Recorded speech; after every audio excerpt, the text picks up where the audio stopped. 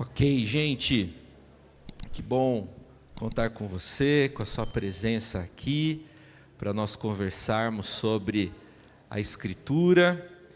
A Bíblia é lâmpada para os nossos pés, luz para os nossos caminhos. É o que a gente lê no Antigo Testamento, lá no Salmo 119. Ô Eric, você pode colocar a minha apresentação aí, o PowerPoint, por gentileza, meu irmão? Hoje nós vamos conversar sobre a lição 9, o tema é impunidade.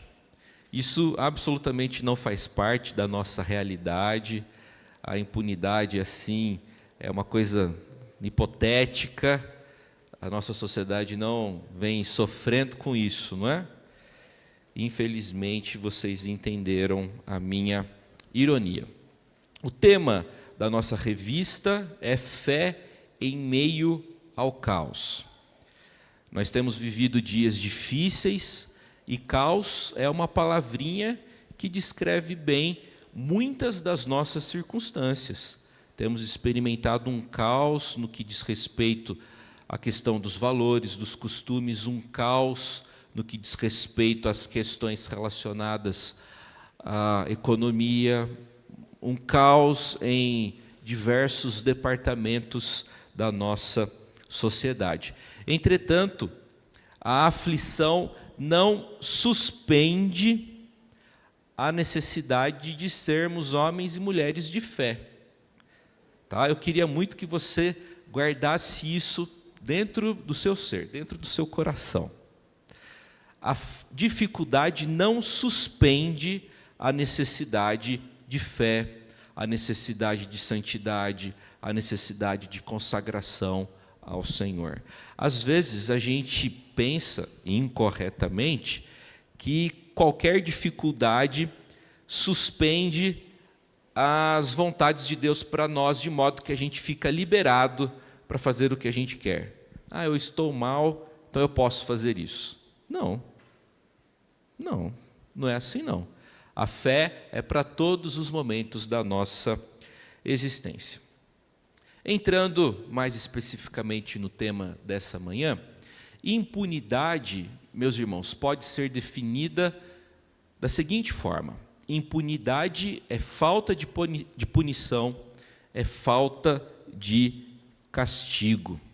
E com a impunidade alastram-se os pecados, alastra-se a violência em todas as suas formas. A impunidade, infelizmente, incentiva práticas que são contrárias à vontade de Deus, práticas que são ofensivas à santidade, ao desejo do Senhor para nós. A raiz da impunidade, meus irmãos, é um profundo desprezo pelo ser de Deus. É importante compreendermos isso. A raiz da impunidade é um profundo desprezo pela lei de Deus. Por que faço essa afirmação? Porque o ser de Deus preza pela justiça. Ora, se o Deus que se revelou nas Escrituras e na história preza pela injustiça, qualquer movimento, qualquer situação que despreza a justiça, configura-se como desprezo pelo ser divino. Então, eu e vocês que amamos o Senhor, que amamos a sua lei, não devemos nos comprometer com a impunidade. Impunidade que é coisa antiga e nova concomitantemente. Tá? A impunidade não é característica dos nossos dias. Antigamente também aconteceu. A impunidade é coisa antiga e nova concomitantemente. Sendo uma consequência do pecado, a impunidade existe desde os primórdios, desde os pródromos da história. Nós vemos a impunidade já na história do primeiro homicídio, que na verdade foi um fratricídio, um irmão executando friamente outro irmão.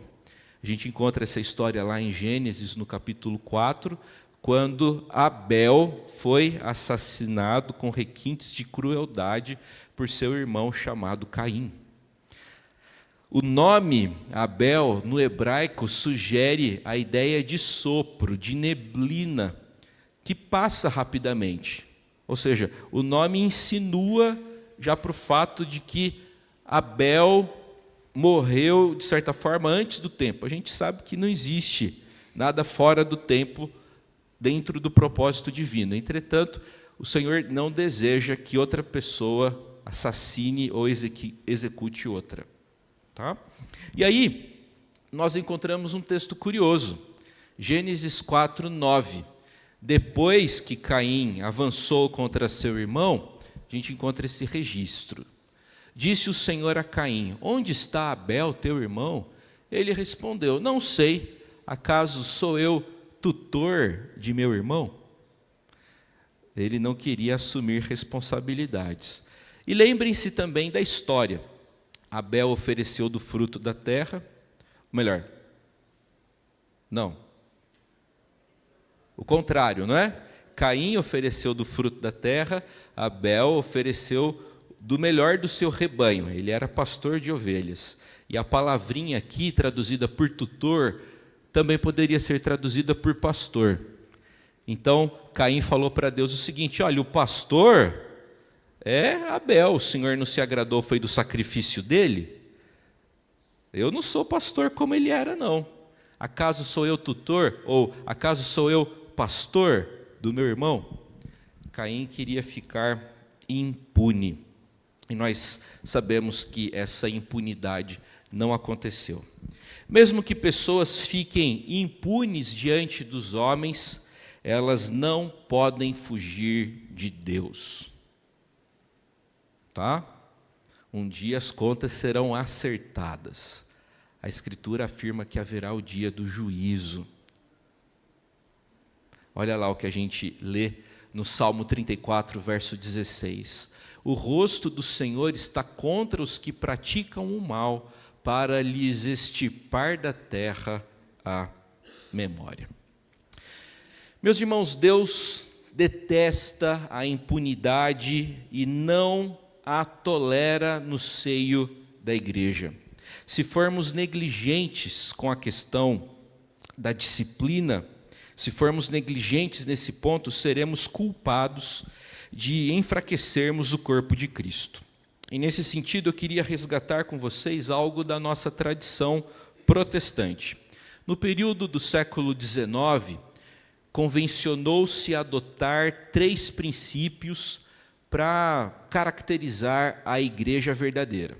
Então, na história da teologia protestante, nós temos aquilo que a teologia e a história convencionou chamar de marcas da verdadeira igreja.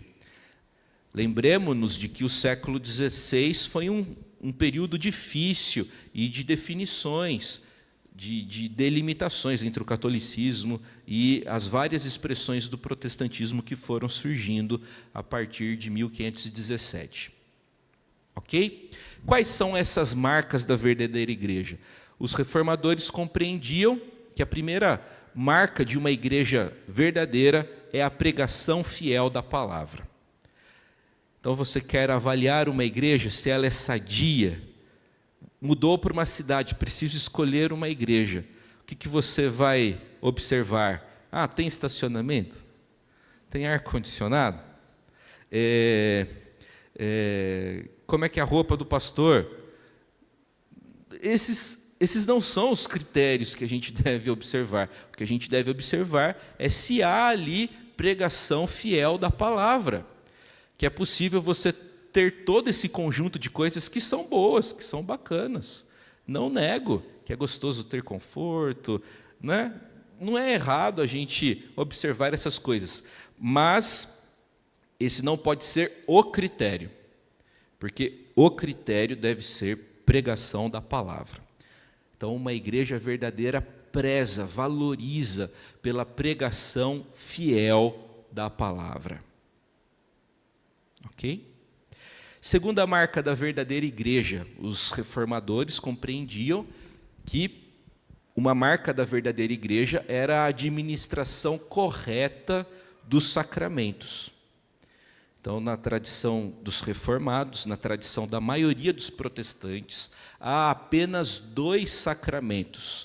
O que é um sacramento? Os nossos símbolos de fé definem sacramento como uma santa instituição dada por Jesus Cristo à sua igreja.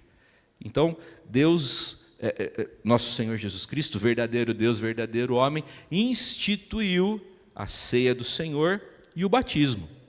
O batismo é o rito do ingresso no seio da igreja, e a ceia do Senhor é o ritual, é a instituição da perseverança, da manutenção. Ok? E a terceira marca de uma igreja verdadeira, na compreensão dos reformadores, era a disciplina eclesiástica. E é sobre esse tema que eu quero convidar com vocês, a partir do texto proposto pelo autor da nossa revista, que é 1 Coríntios, 5º capítulo. Então, por favor, abra sua Bíblia, lá em 1 Coríntios, 5º capítulo.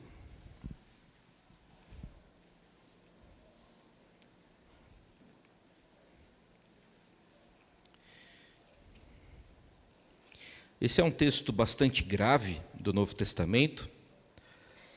Conversamos sobre ele recentemente na nossa série sobre 1 Coríntios. Entretanto, hoje gostaria de tratar sobre essa mesma passagem com outras ênfases para a nossa reflexão e crescimento espiritual.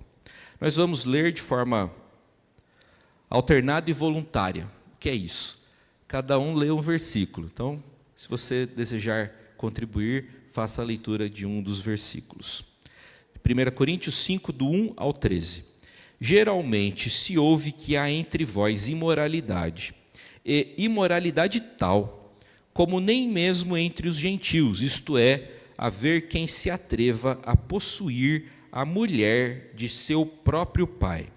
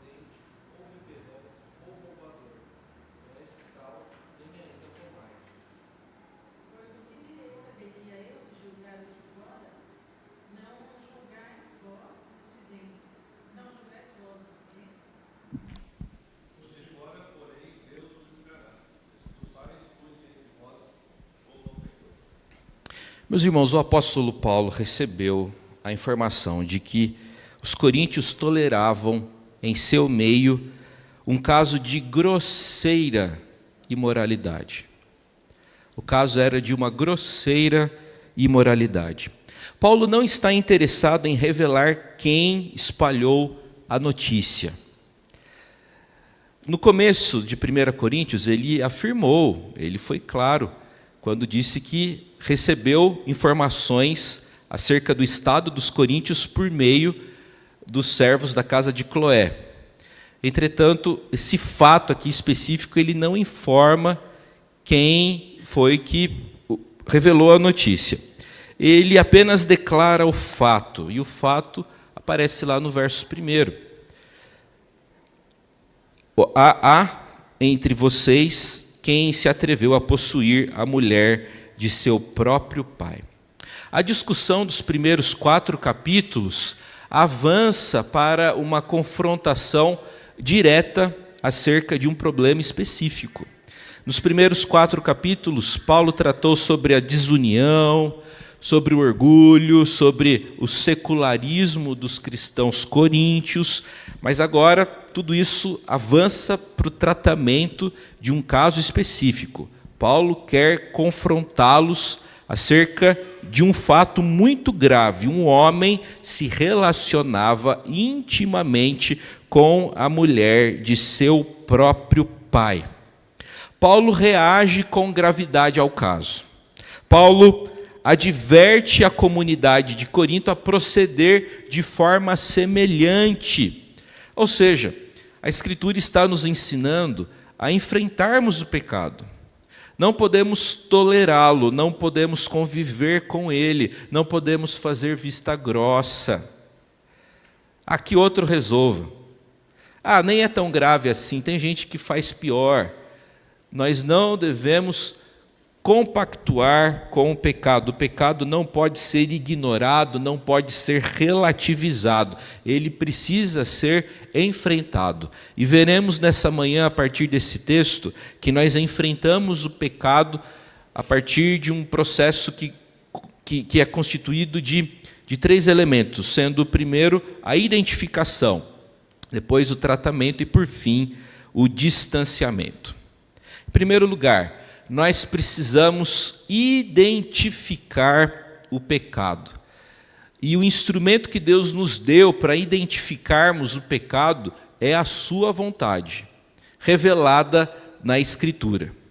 Então, como é que eu sei que algo é pecado? Quando aquilo é condenado pela Escritura. Nós não podemos chamar de pecado aquilo que a Bíblia não condena. Eventualmente, nós tratamos convenções sociais ou tradições de uma denominação como pecado. Nossa, você viu lá aquele menino entrou de boné na igreja. Onde é que na Bíblia está escrito que não pode entrar de boné? Não estou aqui incentivando ninguém a entrar de boné, tá bom? Acho uma baita falta de educação. Não estou estimulando isso. O meu ponto é pecado? Não. Mas às vezes tratamos como se fosse. Então, o instrumento que Deus nos deu para identificarmos o pecado não são as convenções sociais, não são as tradições, é a Escritura.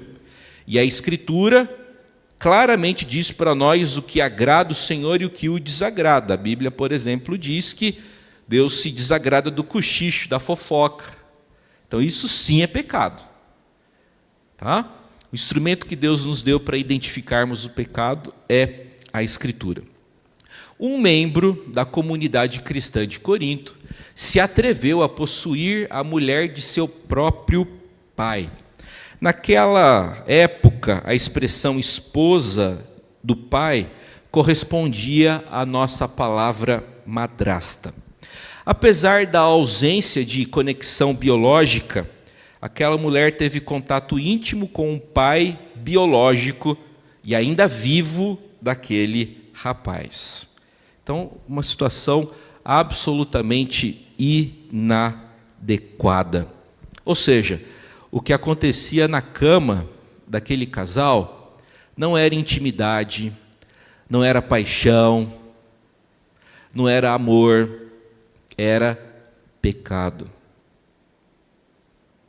Nós não podemos chamar o pecado de outra coisa. Às vezes a gente chama o pecado de outros nomes. A gente emprega diversos eufemismos no sentido de minimizarmos o pecado. Isso daí é paixão. Não era paixão nada. era pecado, e um pecado muito grave. Paulo chama aquilo de imoralidade, e a palavra grega traduzida por imoralidade é a palavra porneia, usada para fazer referência a toda espécie de imoralidade sexual. Aquela situação era tão feia que até mesmo os coríntios pagãos se escandalizaram. E olha, para um coríntio se escandalizar de algum comportamento é porque a coisa deveria ser muito feia mesmo. Infelizmente, a cidade de Corinto era altamente imoral. A cidade possuía 2 portos, tá? E a população daquela cidade era constituída de pessoas que vieram de várias regiões do mundo. Ademais, muitos dos que estavam em Corinto estavam ali temporariamente, estavam a trabalho. E essa combinação de fatores, gente de diferentes regiões, gente que não é dali, que está de passagem, isso coopera no sentido da produção de um espírito de imoralidade. Ninguém sabe quem eu sou, minha esposa está longe, os meus filhos estão em outro país, eu estou com necessidades.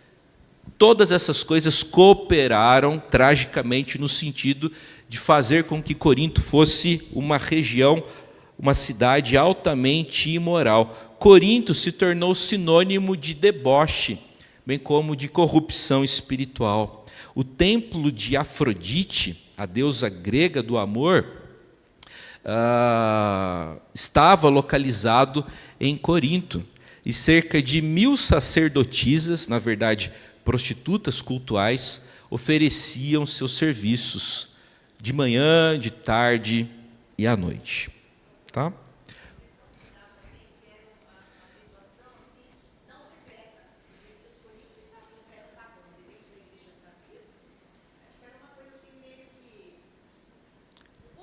Pública.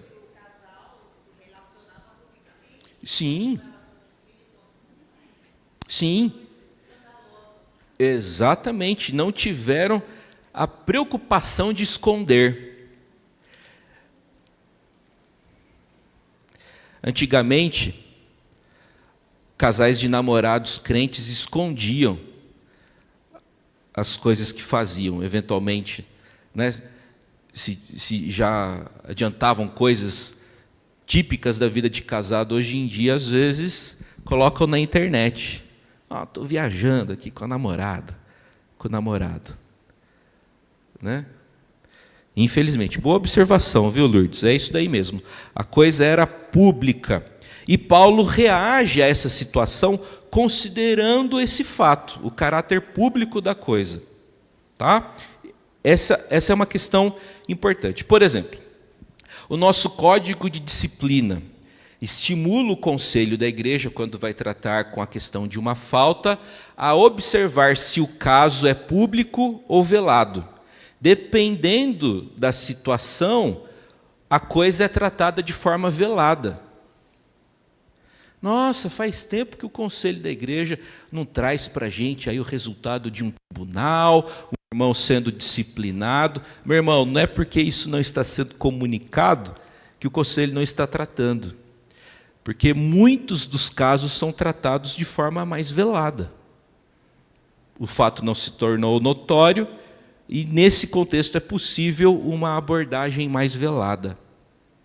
Ok? Entretanto, quando a coisa é pública, quando envolve um oficial da igreja, quando a coisa é notória, o tratamento precisa ser mais abrangente também. É o que Paulo vai fazer aqui. O caso era público, todo mundo estava sabendo, até quem não era crente. Paulo vai tratar da questão com muita gravidade. Paulo vai dizer para eles o seguinte: vocês não estão lamentando grave pecado praticado por um membro da comunidade. Veja lá verso 2. Andais vós ensoberbecidos e não chegastes a lamentar, para que fosse tirado do vosso meio quem em tamanho ultraje praticou. A palavra grega traduzida por lamentar fazia referência ao choro de um funeral. Então, por ocasião dos sepultamentos, dos funerais, há comoção, as pessoas choram.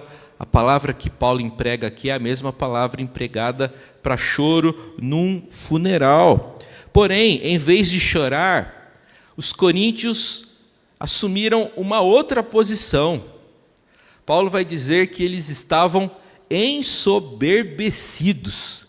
Em vez de lamentar o pecado, eles toleravam o pecado. E pior, eles se sentiam orgulhosos com essa atitude. Tipo assim, nós somos tão elevados, gente tão arejada, tão oxigenada, tão culturalmente adequada, não é que aqui entre nós não há regras, aqui nós nos aceitamos, aqui vale tudo, o que importa é o amor. Já escutou alguma coisa parecida? A nossa sociedade tem se caracterizado por isso também. Eu não posso julgar ninguém, o que importa é a felicidade dos outros. Então, os coríntios, além de não condenarem o pecado, ainda se orgulhavam por conta dessa atitude supostamente inclusiva da parte deles. Olha, eu até que não concordo tanto, mas quem sou eu para julgar? Vou tolerar que eles fiquem ali. Nós somos tão sofisticados, gente tão atualizada, que nós não vamos condenar aquilo que outros fazem. Reparem que os coríntios eram bons em apresentar boas razões para fazer coisas erradas. Há pessoas que são boas para apresentar razões para fazer coisas erradas. Às vezes a pessoa não faz coisas legais, mas ela é muito hábil, ela é muito capacitada para apresentar boas razões para justificar os seus erros. A nossa sociedade tem se comportado dessa forma. Ela se dedica para produzir argumentos com o objetivo de justificar comportamentos inadequados. Ok? Alguma questão até aqui, gente? Alguma pergunta? Fala, Lourdes. Exato.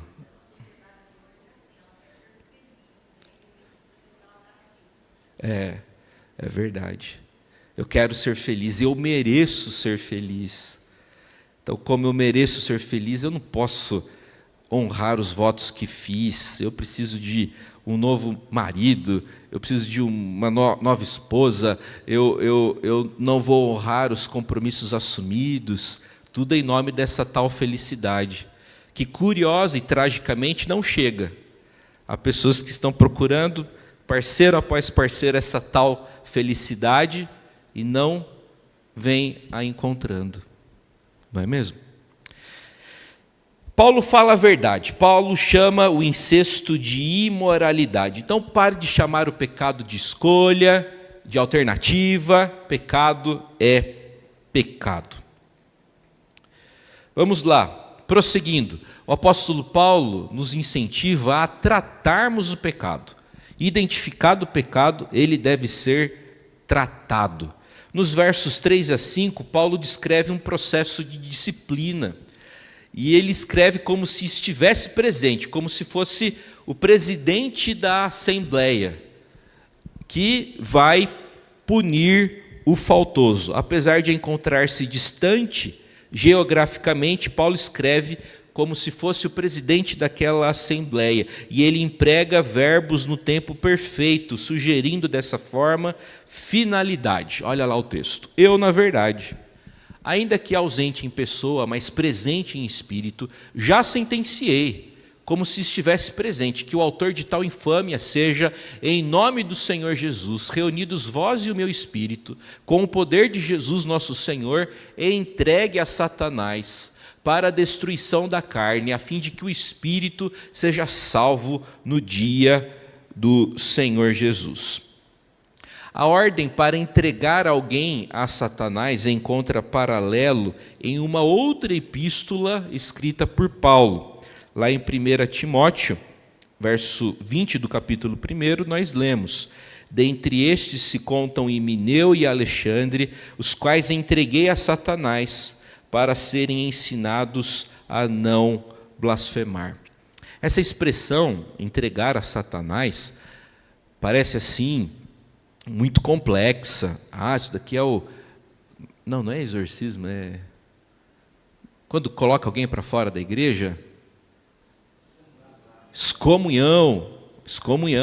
E o rito da excomunhão foi largamente empregado, especialmente no catolicismo medieval. A excomunhão era uma coisa assim horrível, uma experiência horrível. O texto não está falando de excomunhão. O texto, na verdade, gente, é muito simples. O que é entregar a Satanás? Entregar a Satanás é deixar as coisas caminharem. Então, assim, a partir do momento que a pessoa se comprometeu com o pecado, deixou de comparecer à igreja, o mundo, o inferno, o Satanás vai judiar dessa pessoa. Essa pessoa vai sofrer. A pessoa que se distancia de Deus, se distancia da vontade do Senhor, vai sofrer por conta das consequências de seus erros, por conta das más escolhas que fez. Então, entregar a Satanás não é um rito, não é assim uma coisa muito estranha. Entregar a Satanás é simplesmente dizer: olha, fulano fez a escolha, se distanciou da igreja e por conta disso ela vai sofrer em virtude das próprias más escolhas que fez. Só que o crente entrega a Satanás com o desejo de que a pessoa, ao sofrer, a linguagem de Paulo é destruição da carne, tá?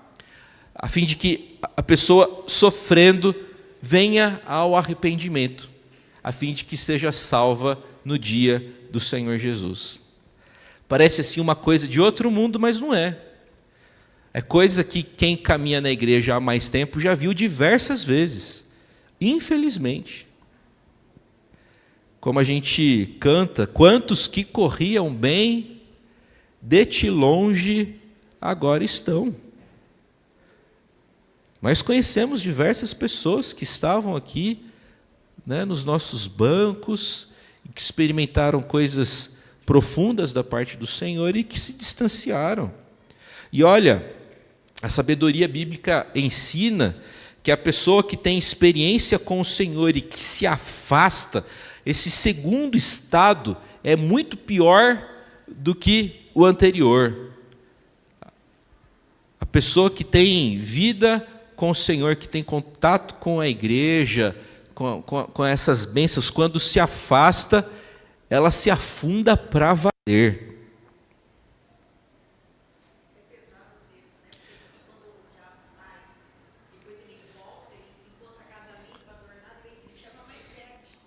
Isso. A pessoa que se afasta, que se afunda, que se compromete com o pecado, a situação dela fica pior do que o anterior. É isso que o apóstolo Paulo está ensinando para a gente. Beleza, reverendo Salvador, depois aqui o Silver.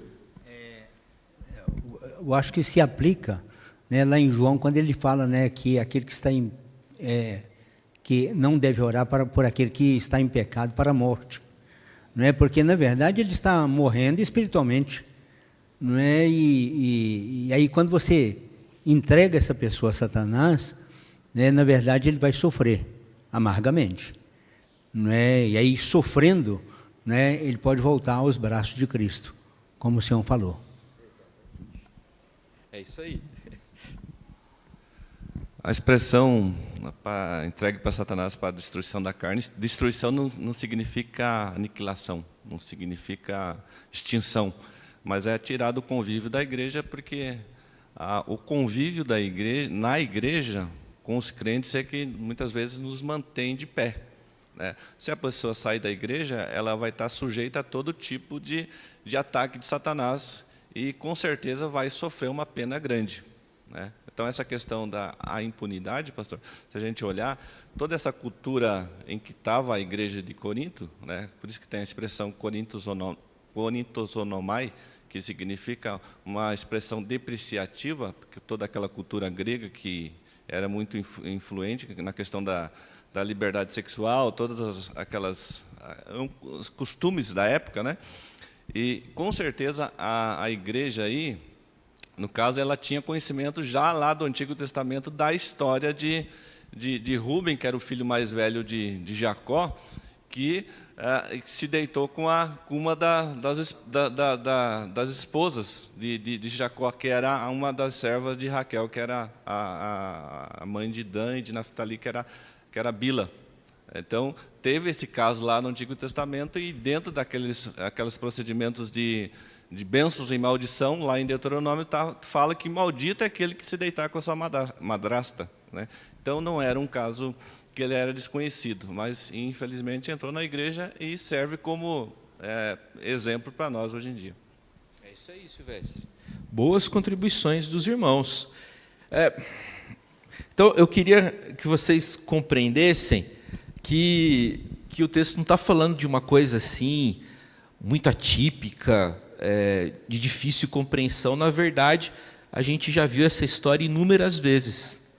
É que a gente não entendia bem o que o texto está ensinando. A pessoa que se afasta, ela fica vulnerável e ela sofre.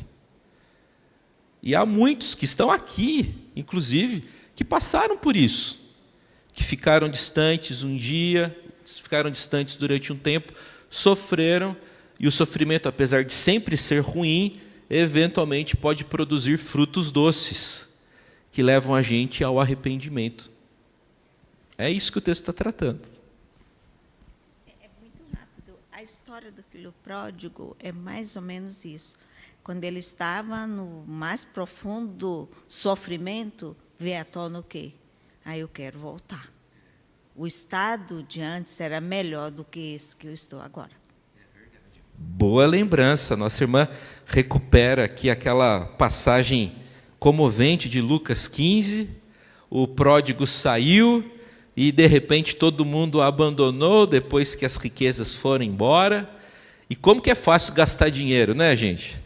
Vixe, para ganhar dinheiro, para fazer economia, é difícil. Mas para gastar, é facinho. Então, o pródigo gastou tudo que tinha lá na farra, nas baladas da vida, pagava lá a conta, a coxinha de todo mundo, a Coca-Cola de todo mundo, ficou sem dinheiro, precisou trabalhar com porcos, uma ocupação depreciativa.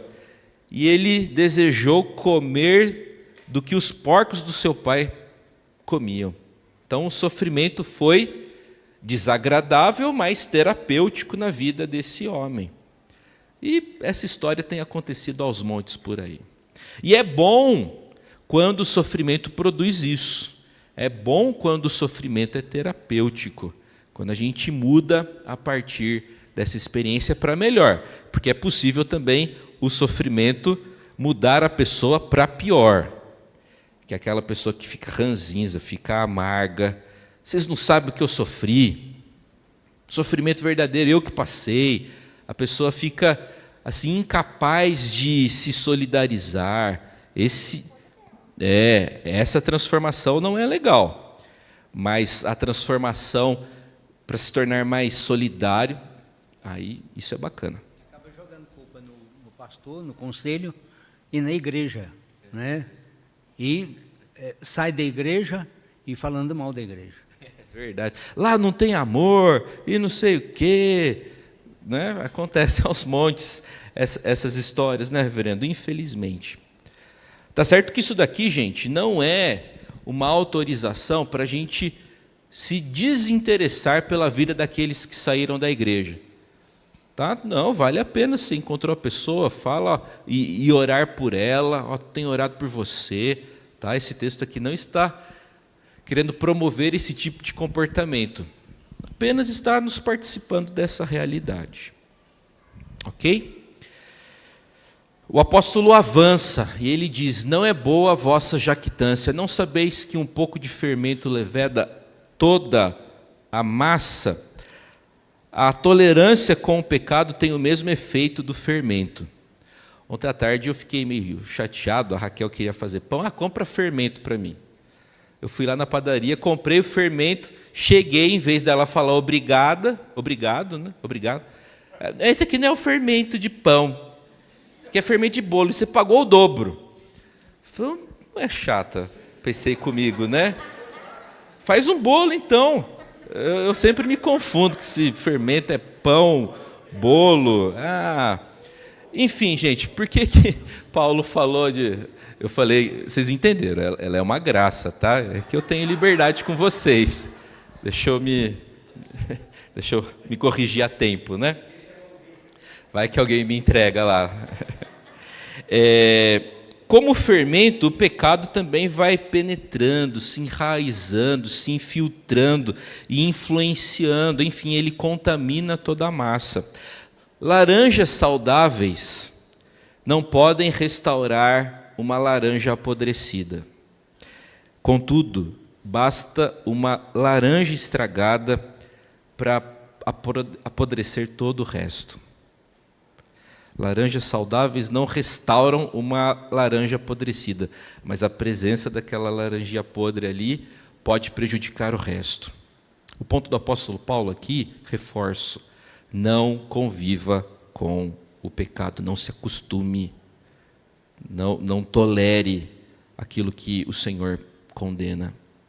Tá? Paulo avança. Olha lá. Olha o pão que a Raquel queria ter feito ontem. E ele fala: lançai fora o velho fermento, para que sejais nova massa, como sois de fato, sem fermento. Pois também Cristo, nosso Cordeiro Pascal, foi imolado. Por isso celebremos a festa não com o velho fermento, nem com o fermento da maldade e da malícia, e sim com os asmos da sinceridade e da verdade. Entre os judeus, o costume era o de fazer pão uma vez por semana. E o pão era amplamente empregado na alimentação deles. Então, eles comem muito pão. Ok? Eles produziam um pão, e o pão dos judeus era concomitantemente velho e novo. Por que velho e novo? Porque o hábito deles, eles faziam a massa e pegavam um restinho, deixavam guardadinho, lá no Tupperware, que ganhou quando comprou o gás. Onde eu compro o gás é assim, não sei se com vocês é desse jeito. A gente compra o gás e ganha o Tupperware. Quer dizer, não é Tupperware, né? Mas é que a gente chama de Tupperware qualquer coisa que dá para fechar. Então eles faziam o pão, pegavam um pouquinho daquela massa e guardavam. Por quê? Porque o fermento que está ali vai ser usado na próxima fornada. Então, os pães eram ao mesmo tempo novos e velhos. Quando é que isso... Só que tinha o perigo, né? O perigo é de alguma bactéria ficar ali. Quer dizer, que vai ter bactéria, sempre vai ter. Uma bactéria muito prejudicial. Então, havia um risco. Esse processo era descontinuado. Quando? Por ocasião da festa da Páscoa. Então, na celebração da festa da Páscoa, assavam-se pães asmos, sem fermento. Então, aquele processo de todo um ano era descontinuado por ocasião da Páscoa. Aí iniciava-se um novo ciclo, fermentava-se lá, colocava o fermento na massa e vinha mais um ano de produção de pães. O apóstolo Paulo sabiamente empregou isso daí para fazer referência ao fato de que em Cristo as coisas se tornam novas. Ele vai falar: Cristo, nosso Cordeiro Pascal, foi imolado, e por conta disso podemos celebrar a festa não com o velho fermento, nem com o fermento da maldade e da malícia, e sim com os asmos da sinceridade e da verdade. A ideia aqui é a seguinte: olha, viva o novo, em Cristo você é nova criatura, as coisas antigas já passaram. Para com essa massa velha aí, para de tolerar o fermento do pecado, agora é novidade de vida. E por que isso é possível? Porque Cristo, nosso Cordeiro Pascal, foi imolado. Jesus permite, oportuniza que a gente viva e experimente o novo em nossas vidas. Gente, o povo de Deus não é formado por gente remendada. O povo de Deus não é formado por gente consertada. O povo de Deus é formado por gente que foi refeita, por gente que nasceu de novo, por novas criaturas. O pão é novo, a fornada é nova. O velho fermento foi descartado. Visitando o Zé Roberto na última sexta-feira, ele me falou uma coisa muito interessante. Para quem não sabe, esse nosso irmão tem diversas habilidades. Ele instala ar-condicionado, ele faz reparo de geladeira, de máquina de lavar roupa. E aí eu comentei com ele, olha, o meu pai tem lá uma Brastemp muito antiga e é uma máquina muito boa. E aí o Zé Roberto falou para mim assim, realmente a máquina é boa. O problema é que as atuais peças para reposição não são as mesmas produzidas há 50 anos atrás. Então você pode ter uma máquina Brastemp muito boa, porém as peças para reposição não têm a mesma qualidade de quando aquela máquina foi feita. Tá? Então não tem como você esperar a mesma performance da máquina que foi boa hoje. Por quê? Porque as peças, os componentes não são os mesmos. Tá? Por que eu falei isso? Porque o apóstolo Paulo está chamando a nossa atenção para o fato de que em Cristo as coisas se tornam novas. A gente não fica carregando velhos hábitos. E se carrega, implore a Deus a graça da purificação. O texto está tratando sobre a realidade da imoralidade sexual. E não são poucos os crentes, gente muito sincera e honesta, que ainda tem grandes dificuldades nessa área. E esse tipo de dificuldade aprisiona, entristece, prejudica o casamento, prejudica a educação dos próprios filhos. Então implore a graça do Senhor no sentido de você ser fiel à sua esposa, dos seus pensamentos serem puros, do seu olhar ser puro, para que o Senhor o capacite, o habilite para viver dessa forma. Viva o novo, tire o velho fermento. Isso aí é coisa do velho homem. Ok? Prosseguindo, a última lição, Paulo ensina-nos a evitarmos o pecado. Tendo em vista nossa inclinação natural ao pecado, Paulo orienta os coríntios a não se associarem aos impuros. Entretanto, Paulo não está pensando no impuro descrente, até mesmo porque isso seria impossível. Paulo se refere aí à pessoa que se diz crente, mas não é. Jesus Cristo contou uma parábola, a parábola do trigo e do joio. E o trigo e o joio, gente, vão crescer juntos, sempre. A separação será feita naquele dia, por ocasião da ceifa. Até lá a gente convive junto com o descrente. No entanto, Paulo chama a nossa atenção para a realidade de que é inconcebível uma pessoa se declarar cristã e ser, olha lá, verso 11, impuro, ou avarento, ou idólatra, ou maldizente, ou beberrão, ou roubador. Então a pessoa que se diz crente, mas pode ser enquadrada aí, fala mal de todo mundo, é beberrão, é roubador, evita o contato com essa pessoa. Tá? Paulo não está falando para você deixar de ser amigo do pessoal lá da firma. O pessoal conta umas piadas lá. Não, você não precisa ser o cara chato. Tá? Aquele cara que chega e o sorriso vai embora do resto da turma. Não, você não precisa ser chato. Deus não chamou você para ser chato, mas Deus chamou você para ser crente. E é possível ser crente, dar risada, ser divertido, sem recorrer à baixaria, a palavras de baixo calão. Tá?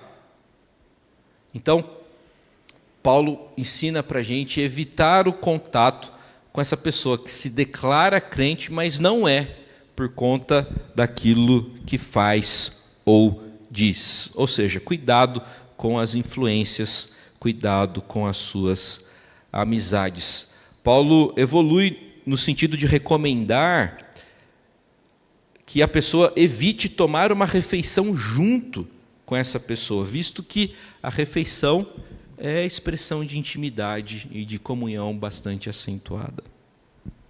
Concluindo essa nossa conversa, os que buscam a impunidade devem considerar aquele alerta de Lucas capítulo 8, verso 17. Não há nada oculto que não haja de manifestar-se, nem escondido que não venha a ser conhecido e revelado. Se isso te amedronta, eu quero convidá-lo a correr para Cristo, porque Cristo nos livrará do juízo, porque Ele não foi poupado do juízo. Deu para entender?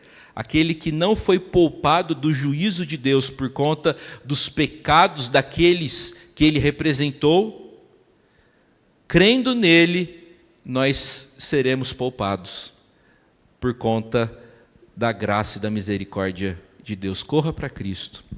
E se você se rendeu a Cristo, saiba que não há nada que possa ser descoberto sobre você que já não tenha sido coberto pelo sangue de Jesus. Pastor, eu sou crente agora, mas lá no meu passado tem coisas feias, pastor. Você creu em Cristo? Não há nada que possa ser descoberto sobre você que já não tenha sido coberto pelo sangue de Cristo. Ok? Mas isso é quanto ao seu passado, antes de Cristo. Agora que você é nova criatura, o pão é novo. O fermento velho foi descontinuado, deve ser descartado. Ok? Deus abençoe você, a sua família, o seu casamento, os seus filhos, em nome de Jesus. Vamos orar? Pai Celestial, obrigado pela Tua palavra, que falou conosco nessa manhã. Obrigado pelas instruções que recebemos. E ajuda-nos, ó Deus, a não tratarmos a questão da impunidade com irresponsabilidade. Pelo contrário, dá-nos percepção de justiça e dá-nos a plena ciência, compreensão de que o Senhor julgará todas as coisas. Ajuda-nos, ó Deus, a vivermos debaixo da Tua vontade. É a oração que fazemos, implorando para que o Senhor nos dê um domingo abençoado na Tua presença. É a nossa prece em Cristo Jesus, nosso Senhor. Amém. O Senhor te abençoe e te guarde. Bom domingo a todos.